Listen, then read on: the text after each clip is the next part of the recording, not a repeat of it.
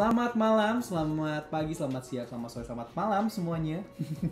Apa kabarnya? Sehat-sehat kan? Kembali lagi kita di sini bersama dengan William Wijalin, Career Recovery Specialist. bersama juga dengan saya, Farid Christopher, Social Media Strategist. Oh my god, that's a good one.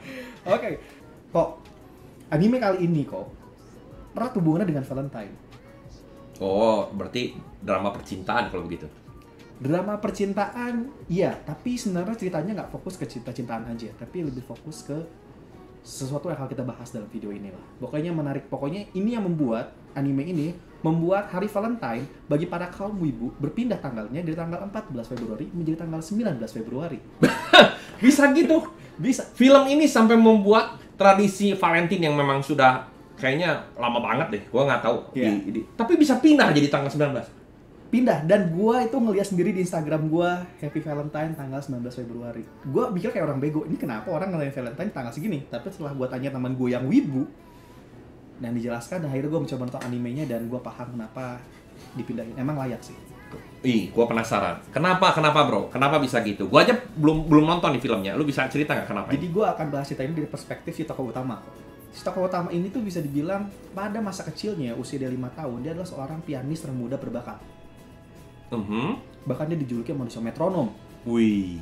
Karena saking akuratnya. Tapi inti dari ceritanya itu menceritakan di mana dia itu memiliki sebuah trauma yang mendalam dalam hidupnya dia yang terjadi di masa kecilnya dia, yang akhirnya membuat dia tidak bisa mendengar suara dentingan piano. Bisa lu bayangin nggak? Pianis nggak bisa dengar. Ya. Dia nggak bisa bermain piano sama sekali sampai akhirnya dia bertemu dengan seorang perempuan yang berhasil merubah dia untuk berani melawan rasa takutnya dia, melawan traumanya dia.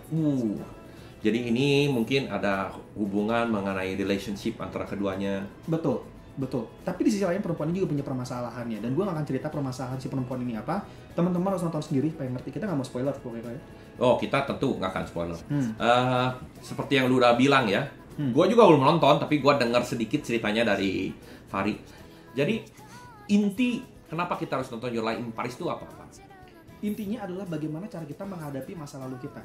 Menghadapi hal yang paling kita takutin melalui orang yang mungkin gak pernah kita duga. Jadi intinya seperti gini.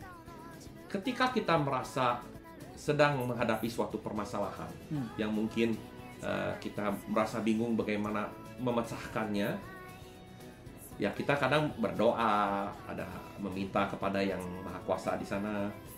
Untuk lebih general kita ngomongnya alam semesta aja. Ketika kita berharapan seorang untuk menolong kita dari alam semesta, kita itu biasanya punya persepsi, Pak. Kayak misalnya gue nih lagi punya masalah begini.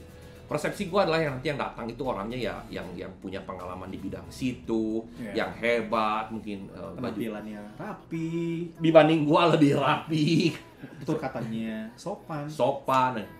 Dan kadang-kadang itu yang lucu adalah alam semesta memberikan seseorang yang menolong kita jauh dari kenyataan yang kita pikirkan. Apa kita harapkan juga beda jauh biasanya kok ya. Betul. Mungkin orangnya itu malah betul. Yang kita anggap lu tahu apa? Karena mungkin dia pendidikannya nggak setinggi kita. Iya. Bisa jadi kan? Bisa jadi kayak gitu. Kadang-kadang mungkin secara ekonomik juga penting. Kita ngerasa, lu bau kencur lah, belum jadi apa-apa. Tahu apa sih? Belum Merasain pahit manisnya hidup kan? Ada. Padahal penolong bisa datang dari manapun dan kapanpun. Jadi dari anime ini kita belajar bagaimana kita harus menyikapi, karena tokoh utama dalam cerita itu nggak pernah menyata cewek ini bisa membantu dia buat menyelesaikan masalah hidupnya dia. Padahal ceweknya kasar loh, walaupun cantik. Wah. Tapi memang seperti itu, Pak. Jadi ketika kita sekarang bertemu dengan seseorang yang mungkin dikirim oleh alam semesta untuk membantu kita, yang perlu kita lakukan adalah kita harus membuka diri dan membuka perasaan.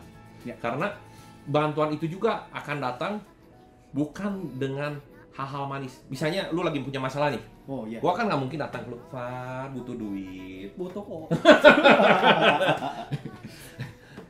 Makanya nggak akan mungkin. Nggak, tapi kan seperti gitu. Jadi orang akan mungkin datang, kamu punya masalah apa? Sini gua bantu. Enggak. Kemungkinan adalah seseorang itu datang, mungkin men-challenge Anda, mungkin ada mengejek Anda, menghina Anda, ataupun marahin, ataupun mempunyai sebuah kejadian-kejadian lain yang membuat Anda harus berpikir. Pikiran Anda Kalau negatif tentunya Anda akan merasa bahwa ini adalah masalah. Iya, Di balik itu mungkin adalah sebenarnya jawaban dari permasalahan. betul banget. Jadi ya buka hati buka mata lah ya intinya ya kalau logika kita juga. Jadi kalau Anda pengen tahu buka hati maksudnya gimana? Buka mata tuh maksudnya gimana? Nonton Your Life in April. April. Sampai jumpa lagi di video selanjutnya. Dadah.